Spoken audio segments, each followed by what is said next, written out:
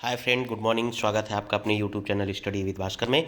मैं भास्कर सर आप लोगों को मैथ एंड साइंस के पेडागोजी से कुछ क्वेश्चन लेके आया हूँ, जिससे संबंधित सीटेट से संबंधित क्वेश्चन ये आपके लिए बहुत ही महत्वपूर्ण रहेगा। ब्रह्मास्त्र सीरीज के अंतर्गत है, ये पहली सीरीज है। इसके बाद कंटिन्यू मैं आपके लिए 8-10 सीरीज बनाऊंगा, जिसमें आपके क्वेश्चन एग्जाम में आने की ज़्यादातर संभावनाएं हैं। अब पेपर जो है ऑनलाइन होने लगे हैं, इसीलिए आपका रिवीजन बहुत ही महत्वपूर्ण रखता है। तो ज़्यादा समय न लेते हुए आइए हम अपने क्वेश्चन की तरफ बढ़ते हैं। तो पहला क्वेश्चन है मैथ से, जो कि आपको पेडागोजी से संबंधित है। पूछता है, राष्ट्रीय पाठ्यचर्या की रूपरेखा एनसीएफ 2005 की अनुशंसा के अनुसार सभी के लिए गणित उपलब्ध कराने का व्यापक उद्देश्य निम्नलिखित में से किससे संरेख है। ये क्वेश्चन दोस्तों कई बार पूछा गया है एग्जाम में। तो पहला विकल्प है, गणित में निपुण विद्यार्थियों को एकांकीपन में शिक्षण देना, जो कि बिल्कुल गलत है। एकांकीपन में शिक्षण किसी बालक को नहीं दे सकते। या मान लिया जाना चाहिए कि गणित का महत्व कुछ विशिष्ट विद्यार्थियों के लिए है, बिल्कुल ही रॉन्ग इसका ऑप्शन है। तीसरा है, पाठ्य पुस्तक में सम्मिलित प्रश्न केवल सामान्य कठिनाई वाले होने चाहिए, ये भी गलत क्वेश्चन है। मैथ के जो क्वेश्चन होने चाहिए वो लॉजिक पे होने चाहिए, जो सामान्य भी हो, विशिष्ट भी हो और अति सामान्य भी हो। तो इसमें चौथा ऑप्शन दोस्तों सही हो जाएगा। चलिए बढ़ते हैं अपने नेक्स्ट क्वेश्चन की तरफ। दूसरा क्वेश्चन क्या कहता है, गणितीय कक्षा को प्रभावी बनाने के लिए निम्नलिखित में से क्या प्रभावी है। ऑप्शन ए, अध्यापक द्वारा एक नई समस्या को हल करने के चरणों को कुशलता से बोर्ड पर निरूपित करना चाहिए। ऑप्शन बी, समूह में कार्य और समूह की समस्या सुलझाने को हतोत्साहित करना चाहिए। देखिए, बच्चों को कभी हतोत्साहित नहीं करना चाहिए। दूसरा, अभिसारी चिंतन को हतोत्साहित करके। ऑप्शन चौथा, अनेक परिप्रेक्ष्यों को प्रोत्साहित करके तथा मूल विचारों को महत्व देके। बच्चों के मूल विचारों को महत्व देके क्या कर सकते हैं, गणितीय कक्षा को प्रभावी बनाने में मदद कर सकते हैं। तो इसका ऑप्शन डी सही उत्तर हो जाएगा आपका। चलिए आगे बढ़ते हैं। नेक्स्ट है, ये क्वेश्चन की पुनरावृत्ति होगी। आगे क्वेश्चन में बढ़ते हैं। निम्नलिखित में से कौन सी शिक्षण अधिगम के लिए प्रभावी शिक्षण प्रणाली नहीं है। देखिए, क्वेश्चन दोस्तों ये ऐसे ही फंस जाता है एग्जाम में कि ये नहीं है का ऑप्शन जब आता है तो इसमें हम ध्यान नहीं देते हैं और क्वेश्चन को पढ़ते हैं और उस पर आंसर गलत कर देते हैं। तो क्वेश्चन को हमेशा ही आप पूर्ण रूप से पढ़ें, और जिससे कि क्वेश्चन का अनुमान आपको लग सके कि क्या क्वेश्चन में बोला जा रहा है। तो क्वेश्चन है, निम्नलिखित में से कौन से शिक्षण अधिगम के लिए एक प्रभावी शिक्षण प्रणाली नहीं है। दिए गए ज्ञान को दोहराने पर ध्यान केंद्रित करना, बच्चों को अंतर्दृष्टि के द्वारा अनुमान लगाने के लिए प्रोत्साहित करना। ऑप्शन सी, प्रयोग एवं पर्यवेक्षण। और ऑप्शन डी, संवाद एवं परिचर्चा। तो इसमें दोस्तों आप कमेंट के माध्यम से बताइएगा। वैसे हम आपको बताएं कि इसमें ऑप्शन ये सही उत्तर हो जाएगा। ठीक है, तो आगे बढ़ते हैं। क्वेश्चन नंबर 5, शिक्षक कक्षा में पढ़ाने में ध्यान न देने वाले बच्चों की किस प्रकार से व्यवहार कर सकते हैं।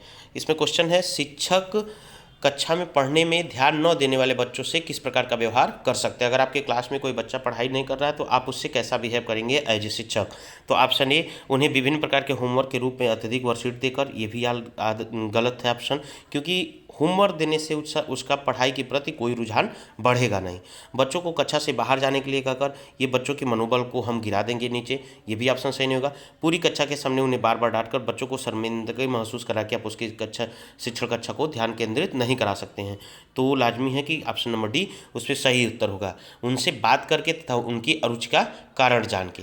तो नेक्स्ट है क्वेश्चन है, आयतन के मापन के शिक्षण और अधिगम आयतन के मापन की शिक्षण और अधिगम संदर्भ में निम्नलिखित में कौन सी प्रक्रिया वांछनीय है। ऑप्शन ए, विद्यार्थियों को विभिन्न आकृतियों के आयतन की परिकल्पना हेतु प्रयासों की परिकल्पना के लिए प्रोत्साहित करना। ऑप्शन बी, प्रारंभ में से सटीक परिकलन को प्रोत्साहित करना। ऑप्शन सी, क्रम में एक घन के आयतन को सूत्र को लिखना। ऑप्शन डी, इनमें से कोई नहीं। तो इसमें ऑप्शन ए आपका सही आंसर हो जाएगा। नेक्स्ट क्वेश्चन क्या करता है, एक गणितीय प्रमेय है क्या। ऑप्शन ए, एक कथन जिसकी उत्पत्ति यथेष्ट साक्ष्य से रहित है। ऑप्शन बी, एक कथन जिसे अभिगृहीतों की तर्कसंगत युक्तियों द्वारा सिद्ध किया गया है। ऑप्शन सी, एक कथन जिसकी सत्यता असत्यता की कोई जानकारी नहीं है। इनमें से कोई नहीं। तो इसमें ऑप्शन बी आपका सही उत्तर हो जाएगा। नेक्स्ट आगे बढ़ते हैं हम। किस विधि से सिद्ध किया जा सकता है कि दो संपूर्ण अंकों का योग सदैव सम होता है। देखिए, ये क्वेश्चन बार बार एग्जाम में दोस्तों पूछा जा रहा है। क्वेश्चन क्या है, किस विधि से यह सिद्ध किया जा सकता है कि दो संपूर्ण अंकों का योग सदैव सम रहा है। ये क्वेश्चन 2 से 3 बार एग्जाम में पूछा गया है। 6 से 8 के एग्ज़ाम में जो सीटेट का एग्ज़ाम ऑर्गेनाइज कराता है उसके एग्ज़ाम में 2 से 3 बार क्वेश्चन पूछा गया है और सीटेट में क्वेश्चन की पुनरावृत्ति होती है, जैसा आप सभी लोगों को पता है। तो इसका ऑप्शन उत्तर बताइए दोस्तों। इसका जो आंसर होगा प्रत्यक्ष उपपत्ति के द्वारा। किस विधि से यह सिद्ध किया जा सकता है कि दो संपूर्ण युगों का योग सदैव सम होता है? प्रत्यक्ष उपपत्ति के द्वारा। चलिए आगे बढ़ते हैं। गणित के उच्च प्राथमिक स्तर पर निम्नलिखित में से किन कौशलों को प्रोत्साहित किया जाना जाता है? क्वेश्चन क्या बोल रहा है दोस्तों? गणित के उच्च प्राथमिक स्तर पर निम्नलिखित में से किन कौशलों को प्रोत्साहित किया जाता है? तो इसमें ऑप्शन ए मार्गदर्शन, दूसरा पक्षांतर, तीसरा कंठस्थ करना, चौथा सामान्यकरण करना, पांचवा अनुमान लगाना। तो इसमें जो कंठस्थ करना है इसको छोड़ के बाकी सभी ऑप्शन आपके सही होंगे। तो इसमें अगर A B C D E करके देता है तो आप इसमें सी को छोड़ के ए बी और डी को सही आंसर लगाएंगे। चलिए आगे बढ़ते हैं। अब क्वेश्चन है आपके विज्ञान से संबंधित है।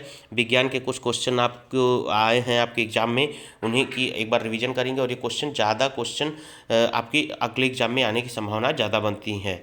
तो क्या है? विज्ञान में निम्नलिखित में से किसके द्वारा सीखने में कमी का पता लगाया जाता है? सब किस में से सीखने की कमी का पता लगाया जाता है? अवधारणा मानचित्र द्वारा, मॉडर्न अभिलेख द्वारा, पोर्टफोलियो द्वारा, इनमें से कोई नहीं। तो इसमें से जो ये तीनों ऑप्शन है ये तीनों ऑप्शन सही हैं। जो विज्ञान में निम्नलिखित में से किसके द्वारा सीखने की कमी का पता लगाया जाता है? तो विज्ञान में इन तीनों अवधारणाओं के द्वारा हम सीखने की कमी का पता लगाएंगे। तो ये तीनों ऑप्शन क्या हो जाएगा? सही। वही सेम आंसर अगर ए बी सी डी करके आएगा तो दोस्तों ए बी सी ऑप्शन आपका सही हो जाएगा। नेक्स्ट है, नीचे दिया गया कौन सा कथन सही नहीं है? इसमें से ध्यान से क्वेश्चन पढ़िएगा दोस्तों कि इसमें क्वेश्चन पूछ रहा है नीचे दिया गया कौन सा कथन सही नहीं है। ऑप्शन ए है धमनियों की वित्तीय प्रत्यास्था होती है। ये ऑप्शन ए है। सभी धमनियां ऑक्सीजन समृद्ध रक्त को ले जाती हैं। सभी धमनियां ऑक्सीजन को हृदय के अन्य भागों में ले जाती हैं। धमनियों की भित्ति मोटी होती है। तो इसमें ऑप्शन बी आपका सही उत्तर नहीं होगा क्योंकि सभी धमनियां ऑक्सीजन समृद्ध रक्त नहीं ले जाती हैं। नेक्स्ट है क्वेश्चन नंबर 13।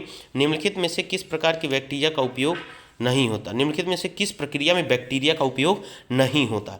दोस्तों ये क्वेश्चन को ध्यान से पढ़िए और इसमें से आप कमेंट के माध्यम से अपने उत्तर जरूर बताइएगा। कुछ ही दिनों में हम लाइव क्लासेस लेंगे, जिससे अगर आपका लाइक और शेयर सब्सक्राइब बटन ज़्यादा आप क्लिक करेंगे तो अगर हमको आप मोटिवेट करेंगे दोस्तों तो हम आपको ज़्यादा से ज़्यादा वीडियो बना के देंगे और लाइव क्लासेस भी अरेंज करेंगे आपके लिए। तो इसमें क्वेश्चन पूछता है निम्नलिखित में से किस प्रक्रिया में बैक्टीरिया का उपयोग नहीं होता? तो ऑप्शन ए नाइट्रोजन के स्थिरीकरण में, इसमें भी बैक्टीरिया का उपयोग होता है दोस्तों। नाइट्रोजन के स्थिरीकरण में भी बैक्टीरिया का उपयोग होता है। दही बनने में भी बैक्टीरिया का उपयोग होता है। डबल रोटी पकने में बैक्टीरिया का उपयोग नहीं होता। तो ये ऑप्शन आपका क्या हो जाएगा दोस्तों? ये ऑप्शन आपका सी इस क्वेश्चन के हिसाब से सही हो जाएगा। नेक्स्ट आगे बढ़ते हैं। निम्नलिखित में से कौन सा अन्य से भिन्न है? ऑप्शन ए संरक्षण, ऑप्शन बी मरुस्थलीकरण, ऑप्शन सी अपर्दन और ऑप्शन डी वनोन्मूलन। देखिए ये पूछ रहा है निम्नलिखित में से कौन से भिन्न है। संरक्षण क्या है? चीज़ों को बचाने की प्रक्रिया को संरक्षण करते हैं। मरुस्थलीकरण जो पेड़ की कटाई के बाद बहुत सारे जगह मरुस्थल में कन्वर्ट हो जाते हैं। अपर्दन जो बारिश के कारण मिट्टियों का होता है और उन्मूलन मतलब वन का उन्मूलन करना। तो इसमें जो ऑप्शन ए आपका हो जाएगा राइट आंसर हो जाएगा। चलिए आगे बढ़ते हैं। निम्नलिखित में से कौन सा कथन सही नहीं है? क्रिस्टलीकरण एक ये क्वेश्चन ध्यान से पढ़िएगा दोस्तों क्योंकि ये क्वेश्चन बार बार एग्जाम में पूछे गए हैं, तो ये क्वेश्चन आपके लिए बहुत ही महत्वपूर्ण रखता है। निम्नलिखित में से कौन सा कथन सही नहीं है? क्रिस्टलीकरण एक रासायनिक परिवर्तन है। ऑप्शन बी पाचन एक रासायनिक परिवर्तन है। प्रकाश संश्लेषण एक रासायनिक परिवर्तन है। श्वसन एक रासायनिक परिवर्तन है। तो क्रिस्टलीकरण एक जो है रासायनिक परिवर्तन नहीं होगा। तो क्वेश्चन के हिसाब से ऑप्शन ए सही उत्तर हो जाएगा। नेक्स्ट क्वेश्चन पूछ रहा है कि मछली में क्लोम का कार्य होता है। मछली में जो क्लोम गिल लगा होता है उसका कार्य क्या होता है? जल में अपशिष्ट को उत्सर्जित करना। ऑप्शन बी वायु में ऑक्सीजन को ग्रहण करना। ऑप्शन सी जल में उपस्थित पोषकों को अवशोषित करना और ऑप्शन डी जल में उपस्थित विलेय को ऑक्सीकृत करना। तो इसमें जो ऑप्शन डी होगा वो आपका सही उत्तर हो जाएगा। नेक्स्ट आगे बढ़ते हैं। यदि संयोजक तार नहीं है तो विद्युत परिपथ को पूरा करने के लिए निम्नलिखित में से किसका उपयोग किया जा सकता है। क्वेश्चन पूछ रहा है अगर आपके पास संयोजक तार नहीं है तो आप विद्युत परिपथ को पूरा करने के लिए क्या करेंगे। पहला ब्लेड वो उपयोग करेंगे, दूसरा कागज की पत्तियां, तीसरा रबड़ की पेटी और चौथा लकड़ी। ये तीनों विद्युत के कुचालक नहीं होते हैं, तो ऑप्शन ये आपका सही हो जाएगा। नेक्स्ट है एक अच्छी विज्ञान शिक्षा पाठ्यक्रम निम्नलिखित में कौन सी वैधता के संतुष्ट के क्रियाकलापों को द्वारा होती है।